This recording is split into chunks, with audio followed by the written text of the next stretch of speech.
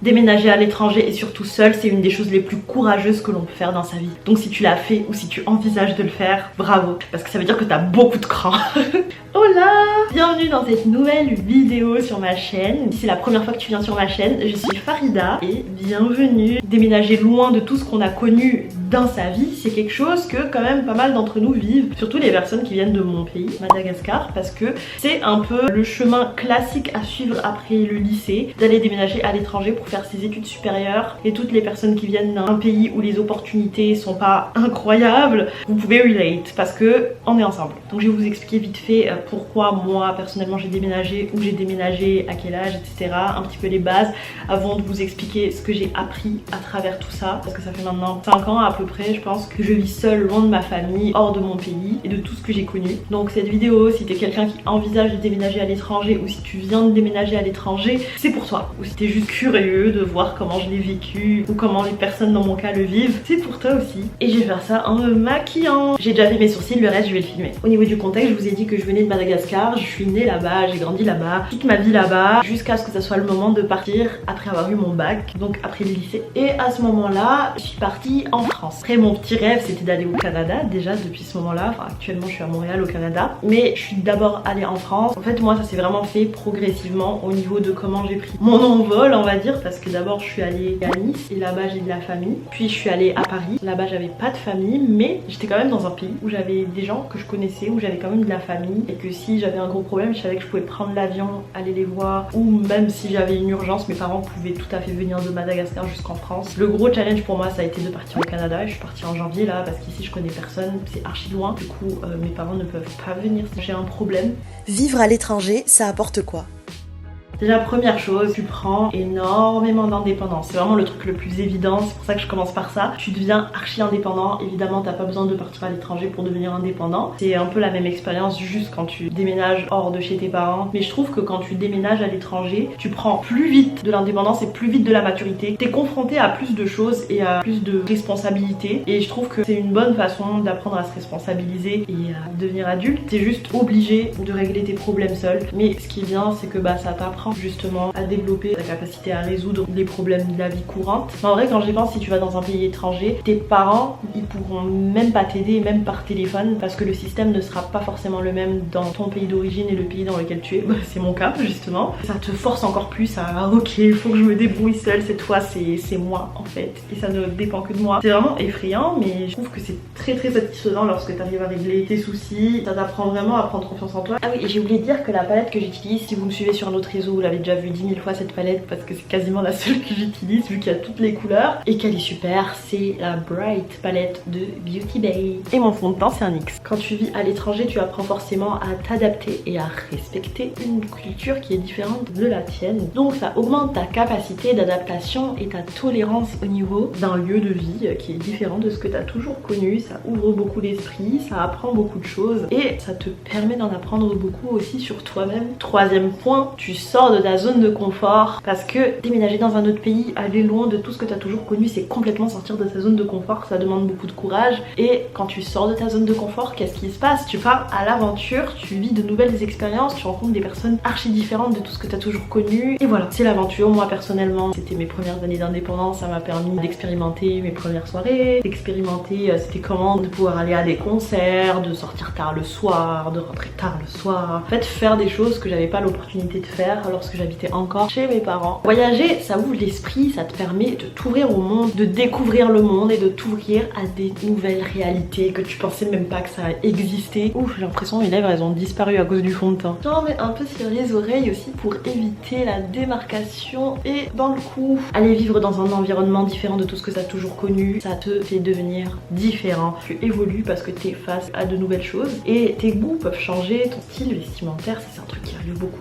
Le style vestimentaire qui change, c'est arrivé pour moi. C'est aussi le fait de grandir aussi, mais je pense que c'est aussi beaucoup le fait de partir à l'étranger. Je pense que j'ai fait le tour des choses les plus évidentes, donc on va rentrer sur des choses dont on peut moins se douter. Vivre à l'étranger, ce qu'on nous dit moins.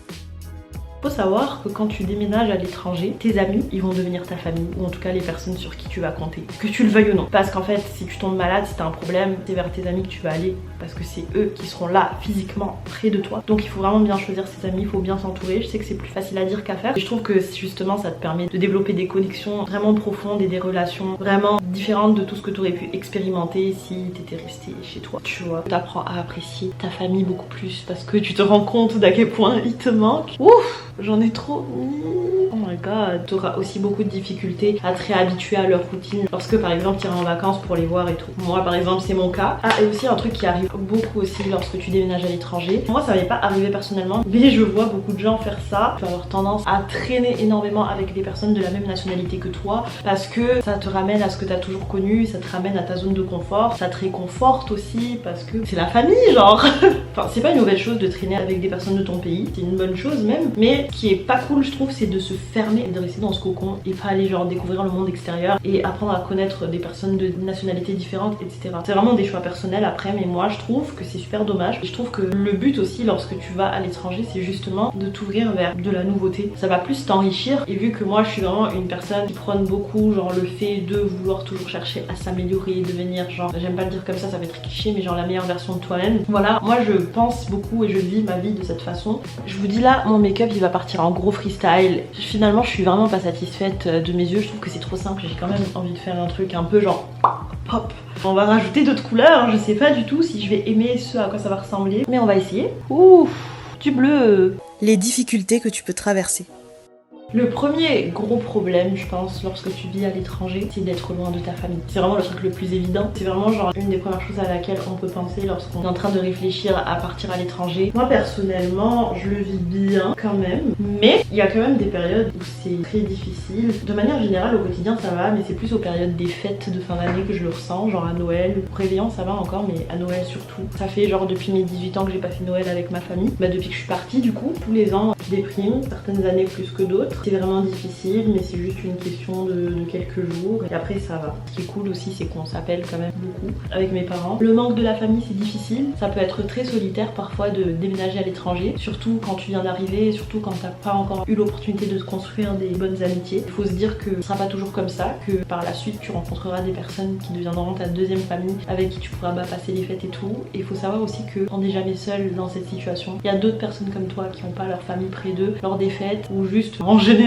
Et il faut pas hésiter à aller chercher du soutien vers des personnes qui sont dans la même situation que toi. C'est quelque chose que j'ai fait. J'ai fait des fêtes avec des amis qui étaient seuls aussi. Ça nous faisait un bien fou. Et vu que t'es avec tes amis, bah tu passes un bon moment, c'est fun et t'oublies presque le manque de la famille. C'est pour ça encore une fois qu'il faut vraiment chercher à bien s'entourer et se pousser à rencontrer le max de monde possible. Ça aide beaucoup psychologiquement et moralement. Et pour revenir un petit peu à ce que j'avais dit sur les amis, une difficulté que tu peux avoir c'est lorsque t'es malade, lorsque t'as un problème en général où t'as besoin de l'aide de quelqu'un. Lorsque tu t'es pas fait un cercle solide d'amis, ça peut vraiment être difficile parce que t'es obligé de t'occuper de toi-même seul alors que t'es KO parce que t'es malade. Ça peut être vraiment dur. Ça m'est déjà arrivé, mais Dieu merci, j'ai jamais été gravement malade seule. À chaque fois que j'ai été très malade, il y avait quelqu'un à côté de moi. Et moi je crois au fait que, je sais pas si vous êtes croyant ou pas, que Dieu ou l'univers, si vous n'êtes pas croyant, va toujours faire en sorte en fait que si t'es une grosse galère, de te donner les outils pour t'en sortir. Genre moi lorsque j'étais archi malade, il y a toujours eu des personnes étonnamment à ce moment-là avec moi, du coup ça allait. Et les autres moments où j'étais moins malade,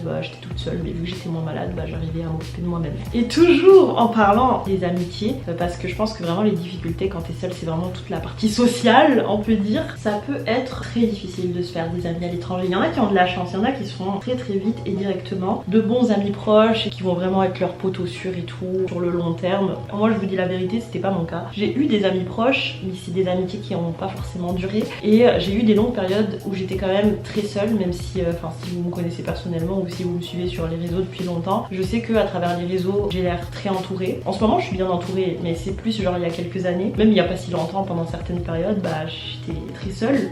En fait le fait d'avoir été autant dans des périodes où j'avais pas d'amis proches, on va dire, ça m'a vraiment forcé à construire une relation solide avec moi-même, ça m'a aidé. Donc au final ça a été super bénéfique. Je sais que si demain je me retrouve seule, je sais que je serai bien. Déménager seule ne veut pas dire être seule au monde. Je me suis fait beaucoup d'amis, je me sens absolument pas seule. Tout dépend dépend de toi et de comment tu vas construire ta nouvelle vie, comment tu vas construire ton cercle social. En tout cas, courage à vous si vous vivez à l'étranger, que vous avez de la difficulté, surtout que les gens ils travaillent, ils étudient, ils ont moins le temps. En plus, plus tu vieillis, plus c'est compliqué de te faire des amitiés proches. Mais c'est pas impossible, donc faut vraiment s'accrocher. Et moi actuellement, depuis que je suis à Montréal, j'essaie vraiment de rencontrer un max de personnes. Je rencontre du monde, mais des amis proches, c'est encore en construction, on va dire. Je me suis pas encore fait vraiment mes potos sûrs.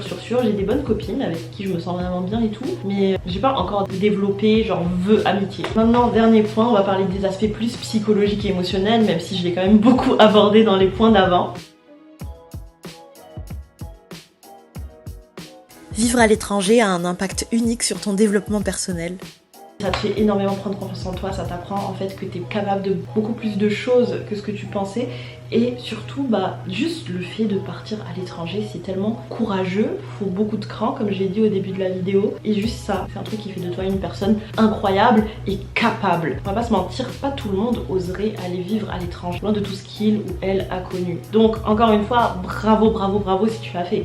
L'huile à lèvres, c'est vraiment le meilleur truc qui existe. Et je termine avec un point auquel je sais que beaucoup de personnes pourront relate. Dernière chose, c'est que lorsque tu pars vivre à l'étranger, surtout quand ça fait plusieurs années, t'auras plus l'impression d'appartenir entièrement à ton pays, mais tu ressentiras pas non plus que t'appartiens entièrement au pays où tu es actuellement. En fait, c'est comme si t'avais plusieurs morceaux de toi dispatchés à différents endroits. Et je trouve que c'est vraiment un truc incroyable. Et chacun vit ça différemment parce qu'il y a des personnes, au contraire, qui vont se sentir encore plus rattachées et rapprochées de leur pays en partant loin de leur pays, justement. Mais je trouve quand même que c'est un truc très commun de sentir que des morceaux de nous sont un peu partout dans le monde. Et moi perso, c'est complètement comme ça que je me sens. Comment je ressens ça? C'est comme si j'étais une personne multidimensionnelle. C'est un ressenti qui peut être un peu déroutant, surtout quand tu reviens dans ton pays après longtemps. C'est ce qui m'est arrivé. Je me sentais un peu étrangère dans mon propre pays, d'une part, et en même temps quand t'es dans le pays où t'habites, tu te sens étrangère aussi parce que t'en es une. C'est très particulier comme sentiment, mais ça me fait pas sentir mal ou je trouve juste ça marrant. Et c'est ce qui fait aussi ma particularité en tant que personne aujourd'hui. Et ce qui me réconforte aussi, c'est de me dire que je sais qu'il y a beaucoup de personnes qui se sentent pareil, mais je trouve vraiment que c'est la plus belle aventure et encore une fois le meilleur choix que j'ai pu faire dans ma vie. Je regrette pas, je suis très fière de moi, je suis super heureuse et je suis très fière de toi aussi si tu l'as fait. C'est vraiment une expérience que je conseille à tout le monde. Après, t'es même pas obligé de rester vivre dans ce nouveau pays, tu peux y partir dans juste un an. Faites l'expérience au moins une fois dans votre vie si vous en avez l'opportunité de vivre à l'étranger. Vous allez voir comme ça va être tellement enrichissant. En tout cas, je suis très contente d'avoir partagé mon expérience. Force à nous, encore une fois, nous qui venons d'autres pays ou qui vivons loin de nos familles, on est très courageux. J'espère que vous avez apprécié. Si vous avez des questions à me poser, n'hésitez pas à me demander en commentaire ou à m'envoyer un DM sur Insta. Et n'oubliez pas encore une fois d'aller vous abonner à mon YouTube, ça me ferait trop plaisir. Et n'hésitez pas à me dire ce que vous avez pensé de la vidéo, si ça vous plaît que je parle un peu de ce genre de sujet, de mon expérience, de mes ressentis et tout. Et on se dit à la prochaine fois. Bye bye, prenez soin de vous.